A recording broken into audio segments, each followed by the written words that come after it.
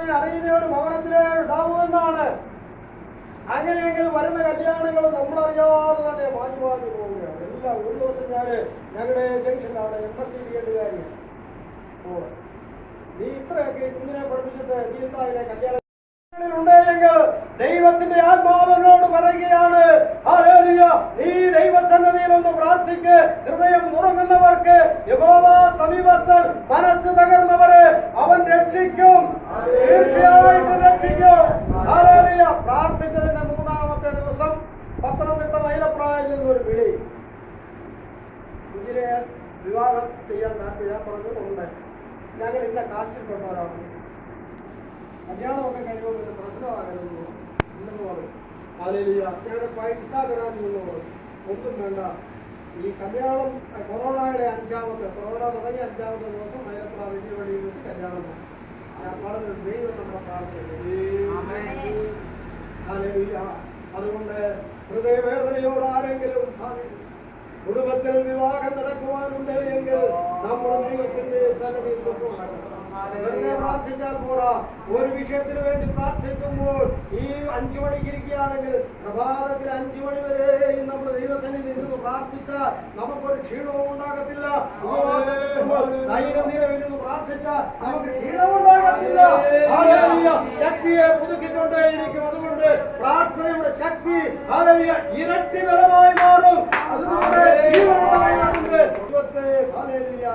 പിന്നീട് ഉപയോഗിച്ചു നമുക്കും കഴിയണം. ദൈവത്തെ നമുക്ക് ഉപയോഗിക്കും. മോശ ദൈവത്തെ 40 വർഷക്കാലം ഉപയോഗിച്ചു. സഹോദര സഹോദരി കുഞ്ഞുങ്ങളെ നമുക്കെന്തുകൊണ്ട് ഈ ദൈവത്തെ ഉപയോഗിച്ചുകൂടാ? ഒരു ഭവനത്തിൽ ചെന്നാൽ ദൈവത്തിന്റെ നാമത്തിൽ അവിടെ പ്രാർത്ഥിച്ചാൽ അവിടെ വിടുതലാണോ? അപ്പൊ ഈ ദൈവത്തെ നമുക്ക് ഉപയോഗിക്കുവാൻ കഴിയും. സ്തോത്രം. ഞങ്ങള് സ്തോത്രം ഇങ്ങനെ ചിന്നക്കനാലിലും ഒക്കെ ഞങ്ങൾ പോയിട്ടുണ്ട്, പലയാവർത്തി പോയിട്ടുണ്ട്. അവിടെയൊക്കെ ഈ ദൈവത്തെ ഉയർത്തുവാൻ കഴിഞ്ഞു. ഇപ്പോഴും അവർ വിളിച്ചുകൊണ്ടിരിക്കുകയാണ്. ഈ ദൈവത്തെ നമ്മൾ ഉയർത്തിയാൽ ദൈവം നമ്മളെ മാനിക്കും. ചില വർഷങ്ങൾക്ക് മുമ്പ് തിരുവനന്തപുരത്ത് വെച്ച് ഞങ്ങൾ കണ്ടുമുട്ടിയതാ.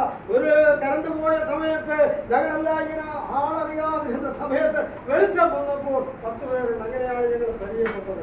ഹല്ലേലൂയ. ആ സ്നേഹബന്ധം, ആ ദൈവ സ്നേഹബന്ധം, ഹല്ലേലൂയ, സ്തോത്രം ഇവിടെ കടന്നു വരുവാൻ കഴിഞ്ഞിട്ടുണ്ട്.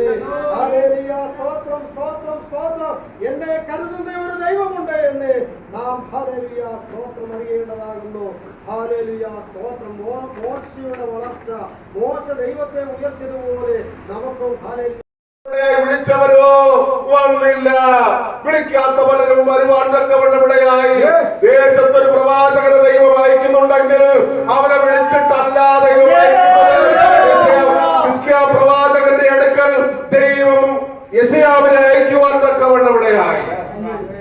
അവനോട് പറയണം, നീ അവന്റെ അടുക്കൽ ചെന്ന് ദൂത് വിളിച്ചു പറയുക, നിന്റെ കാര്യം നീ ക്രമപ്പെടുത്തുക, ഇല്ലെങ്കിൽ നീ മരിച്ചു പോകുമെന്ന് അവനോട് വിളിച്ചു പറയുവാൻ തക്കവണ്ണമിടയായി. അവനോട് അറിയിക്കാൻ പറഞ്ഞ ദൂത് അവൻ വന്ന് അറിയിക്കുവാൻ തക്കവണ്ണമിടയായി. അറിയിച്ച ശേഷം അവിടെ തലയും ചൊറിഞ്ഞുകൊണ്ട് അയ്യോ എന്തെങ്കിലും തരട്ടെ, എനിക്ക് വണ്ടിക്കൂലിക്കൊന്നും ഇല്ല എന്നൊന്നും പറഞ്ഞ് അവിടെ വിഷമിച്ചൊന്നും നിന്നില്ല. ദൂത് പറയാൻ പറഞ്ഞു വിട്ടവൻ കടന്നു വന്നു, ദൂത് പറഞ്ഞു, അവൻ മടങ്ങി പോകുവാൻ തക്കവണ്ണമിടയായി. എന്നാൽ ദൂത് കേട്ട ഹിസ്കിയാവ് ചുവരിന് നേരെ അവന്റെ മുഖം തിരിച്ചു. അയ്യോ യഹോവേ, ഞാൻ യഹോവയോട് കൂടെ നടന്നുവല്ലോ, നിനക്ക് പ്രസാദമായതാണല്ലോ ഞാൻ ചെയ്തിരിക്കുന്നത്. ഞാനിപ്പോൾ കേട്ട ആലോചനയോ എനിക്ക് വിരോധമായിട്ടുള്ള ഒരാലോചന. അവൻ ചുവരിന് നേരെ അവന്റെ മുഖം തിരിച്ചു. അവൻ യഹോവയോട് നിലവിളിക്കുവാൻ. ഈ ദിവസങ്ങളിൽ നമുക്ക് ദൈവത്തോട് നിലവിളിക്കുവാനുള്ള സമയമാണ്. അവിടെ അവൻ നിലവിളിച്ചപ്പോൾ എന്താ സംഭവിച്ചത്? ആരാണോ ആലോചന പറഞ്ഞിട്ട് പോയവൻ, അവനോട് ദൈവത്തിന്റെ ആത്മാവ് വീണ്ടും പറയുകയാണ്, നീ അവന്റെ അടുക്കൽ ചെന്ന് വീണ്ടും ആലോചന പറയുക, അവന് 15 സംവത്സരം കൂടെ നീട്ടി തന്നിരിക്കുന്നു. ഇന്ന് നാം പ്രവാചകന്മാരെ വിളിക്കുമ്പോൾ അവർ ആദ്യം നോക്കുക, ഡേറ്റ് നോക്കും. ഡേറ്റ് നോക്കിയിട്ട് അയ്യോ പാസ്റ്റർ, ഈ ദിവസങ്ങളിലൊന്നും സമയമില്ലല്ലോ, ഈ ദിവസങ്ങളിലൊന്നും സമയം ഇല്ലല്ലോ. അവിടെ വീട്ടിലെന്താ പണി? ഒരു പണിയില്ല, സുഖമായിട്ട് കിടന്ന് ഉറക്കത്തിനാ പലരും. സുഖമായിട്ട് കിടന്നുറങ്ങിയാലും അവർ ആഭർ കൂട്ടാൻ കഴിഞ്ഞിട്ട് അവർ പറയും, അയ്യോ പാസ്റ്ററെ ആ ദിവസങ്ങളിൽ ഡേറ്റ് ഇല്ലല്ലോ. എന്താ അവര് വന്ന് പറയുന്നത്? കണ്ട് പ്രവചനം, കേട്ട് പ്രവചനം, ദൈവത്തിൽ നിന്ന് പ്രാപിച്ചിട്ടുള്ള പ്രവചനം, ഇങ്ങനെ പലതരത്തിലുള്ള പ്രവചനങ്ങളുണ്ട്. പലതരത്തിലുള്ള പ്രവചനങ്ങൾ കൊണ്ട് ഓരോരുത്തരും വരുവാൻ തക്കവണ്ണം ഇവിടെയാകും.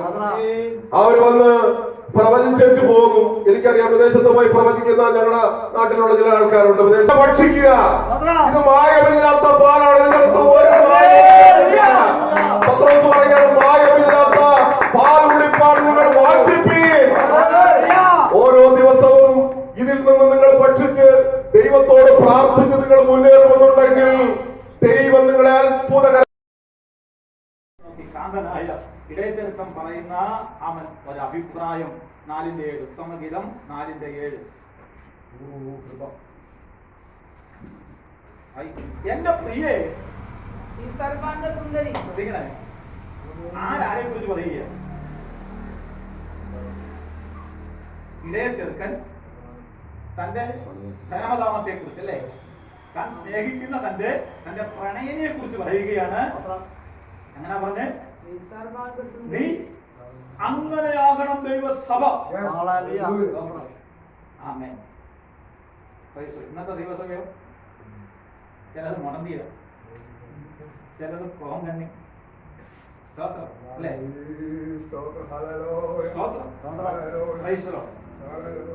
ആമേൻ. ഊനമില്ലാത്തത് വെളിപ്പെടേണ്ട കാലമാണ്. സ്തോത്രം. എന്റെ പ്രിയ നീ സർവാംഗ സുന്ദരി എന്ന് പറഞ്ഞാൽ അല്ലേ, അവളെ പോലെ സുന്ദരിയായ ഒന്ന് വേറെ പ്രിയന്റെ കണ്ണുകളിൽ കാണാൻ കഴിയുന്നില്ല.